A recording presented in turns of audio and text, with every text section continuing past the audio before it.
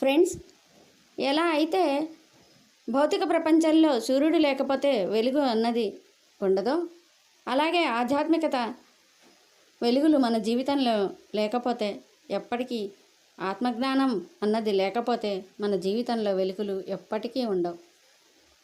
మరి అందుకే ఆధ్యాత్మిక జీవితం మనకి కావాలి, ఆత్మజ్ఞానం మనకు కావాలి, మన జీవితాలను ధన్యం చేసుకోవాలి, జన్మ లక్ష్యాలను తెలుసుకోవాలి.